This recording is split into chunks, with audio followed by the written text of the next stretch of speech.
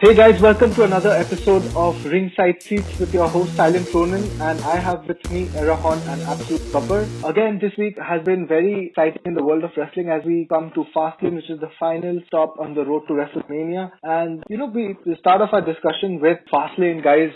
We've had an interesting Smackdown. So tell me about what you guys thought of that main event. I personally thought the first half of that main event, which had Dolph Ziggler go one-on-one with AJ Styles, was absolutely amazing. We spoke about it last time. Ziggler is one of the most consistent performers for the WWE, and again, what a match until the interference happened and they turned it into a larger five-way match. But tell me, guys, what are your thoughts on this? Yeah, so it was like you mentioned, the Ziggler and AJ Styles match was just a classic match, and it had to get a swerve with Owens and Zayn coming in. I think the five-way, which was initially planned for Fastlane, is what we got on the go-home show of Smackdown, and it lived up to the name, I think. And giving Sami the win at the end was a very nice little touch which they gave. It does make us believe that he's not likely to walk out of the six-pack challenge again, but I think it was nice to really give him that little bit of a moment and give him a bit of momentum to going into the pay-per-view. Yeah, I mean, that is something that we can always hope on predicting for the WWE. Whenever one of the contenders wins the final live show match,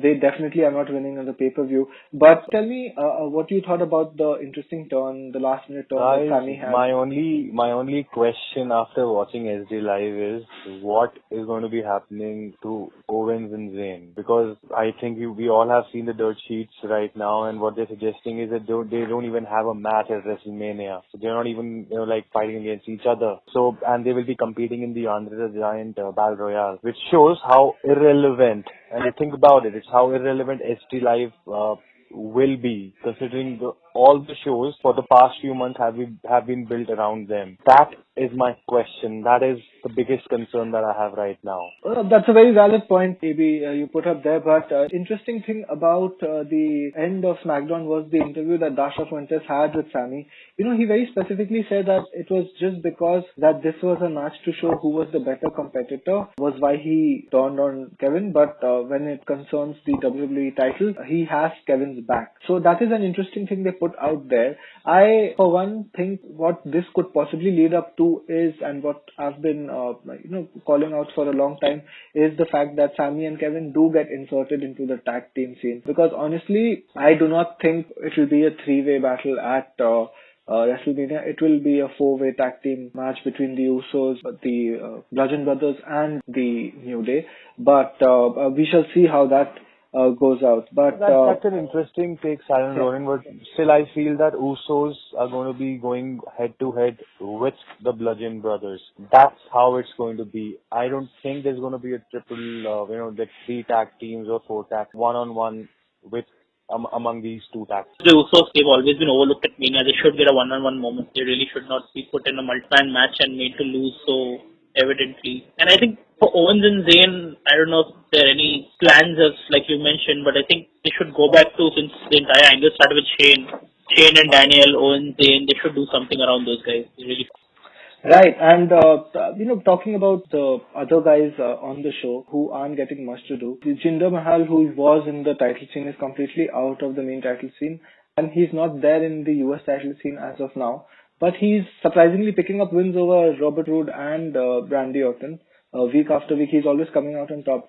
So, do you guys think that he could be inserted into the US title scene at Fastlane? Nope. I mean, Randy Orton is going to be winning the match at Fastlane. Okay. So we'll get to our predictions in some time. Yeah. But Aaron, what do you think? I don't think so. I think he's gonna use that win over Randy Orton basically for a Mania rematch or something to insert himself in some sort of stipulation at Mania. And at Mania now, considering that the IC title has become probably a five-way or a six-way for the US title in a ladder match. Okay. So let's then just get down to the predictions, guys. So who do you think will win the six-pack challenge? AJ. Okay, that's a straightforward pick. And AJ Styles. AB? Yes. AJ Styles. We just don't want anyone to mess with the main event at Mania. No, man. That's a dream match. That should happen. We deserve it. Yeah, I think you guys, I'm going to stick with AJ as well, because that does look like the way it's going to go and the way that everyone wants it to be. and the rest of the guys will have their own roads to WrestleMania. What do you guys think about the random women's match that has been fixed between Charlotte and Ruby Riott? Do you think Ruby Riott stands a chance? It would be a very nice shock because people are not expecting it. You really never can tell. I think last time when Alexa Bliss beat Becky Lynch, few people thought she might win it because she had never been pushed on NXT, and Ruby Riott's exactly in the same place. True. If she does shock people, I mean, it could create for Charlotte to do a rematch at Mania, win it back, and Carmella cash in. There could be a lot of storylines created around it. So it's something different, which I don't mind really seeing at this point of time. I think we've recycled through all the various opponents on SmackDown. You need to freshen it up a bit. So probably good for Riott. Charlotte is going to be retaining her championship, and she's going to be facing Asuka. That's how I think it should be panning out. Okay, that's an interesting thought, but I think I'll side with AB because I think Asuka will be feuding with Charlotte at WrestleMania. I think that's how that storyline is going to be. And coming down to the US title, AB has already called Randy to win the title. You think he's going to win the title at Fastlane? No, I call Bobby Roode. No, I think Randy Orton is going to win the match, but via disqualification. So Bobby Roode obviously retains his championship, and that will happen because of Jinder Mahal, and eventually, and that's how I think it should go ahead, because Jinder Mahal keep inserting himself into this whole US title feud. And okay. Also, if you see, actually, he's the one who actually is standing tall every time. And they will, at WrestleMania, these three guys are going to be having a triple threat match.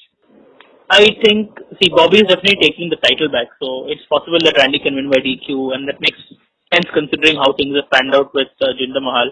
But honestly, I would not look at a triple threat match. I think that guys like Corbin, Ziggler, and these guys who get left out after the six-pack challenge will need something to do at Mania, and best thing is put in a multi-man. I think all of them will be good. I think all of them were almost in the Money in the Bank match. A good ladder match would be good for the US title. Yeah, right. And I would go ahead and predict Roode to be retaining the title, just like you guys have. But quickly just going over what happened on Raw. I mean, that entire segment with Elias and Braun Strowman was absolutely amazing. I think that's one of the most interesting segments on TV I've seen in some time. With the entire charade of Elias playing all the instruments and showing that he's such a maestro at everything that he does, and then sneakily trying to run away. And I don't know if you guys caught it, but that very cheeky promo cut by Braun Strowman where he just mentioned every single Megadeth song that he could. I know. Provided the fact that provided the name of the match was the Symphony of Destruction. But a great segment. And where do you guys see Braun and Elias at WrestleMania? Honestly. Initially, I think we were thinking there could be a five-way match. I think there's still a few shows left. You never know what can happen on Raw. For now, the IC is penciled in as a triple threat, but they might add to it. But otherwise, I think Braun needs to have some sort of special attraction match. I think, like you said, when the segment is anything different and not a wrestling match, Braun makes it even more interesting. He needs to have some sort of a special stipulation match. So if it is tossing 25 people out and under the Giants, I mean, best way to go, then do that with Braun. Right. And AB, you've talked about how you predict Alexa not facing Asuka and Asuka facing Charlotte instead. And we saw that segment with Alexa and Nia where we clearly saw some rift slowly being developed between them. So you think there's a possible Nia-Alexa match at WrestleMania? That's what I've been calling out for some time. I think that's where they're heading up. Because when you think about it, that was one feud that they have been trying. There's been a start. They have been teasing it, yes. Exactly, that's what it's been, and I think Alexa will go against Nia. Nia has been portrayed as a pure babyface at this week's Raw. They will have their own championship match, and that's why Asuka is going to go and fight against Charlotte. Right, and again, what a great segment by The Miz. That guy just can't stop entertaining us. A great match set by Kurt Angle for WrestleMania. Balor, Rollins, and The Miz. Possible rumors that Strowman and Elias could be inserted, but for now, that's a great match that has been set for WrestleMania. No, but I don't think, I think, if you want to use, considering the last, Raw, how amazing, this guy was, Elias was, I think, the best way could be, he could actually host WrestleMania this year. That'll be excellent. Think about it, he's going to come with all these different musical instruments, going to be playing that, playing up the crowd, talking trash to the people, talking trash to the superstars, and just doing what Elias does best. I think that's the best way of using him. Yeah, I think Braun Strowman is still, I think, as rumors say, is still a backup for the main event of WrestleMania.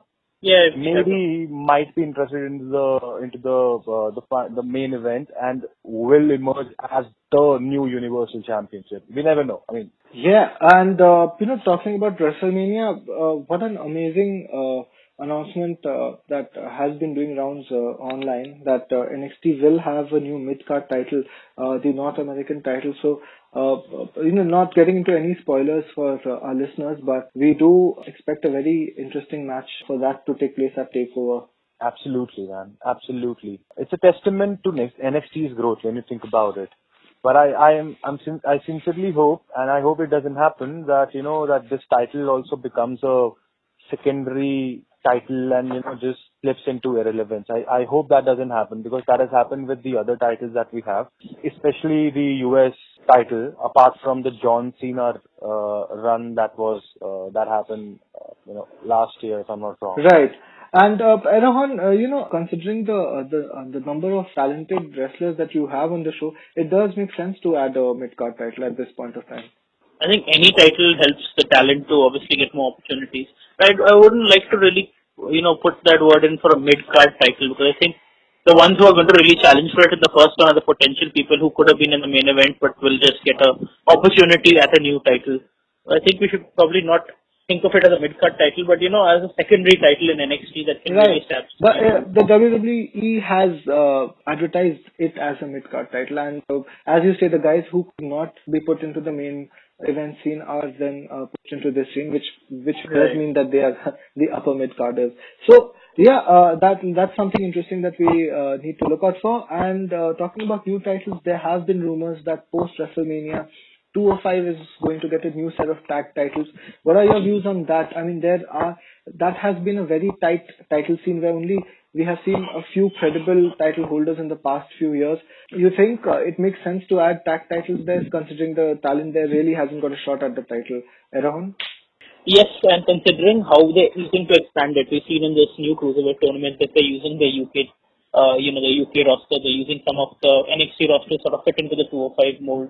I think it'll be a nice way to really showcase those titles.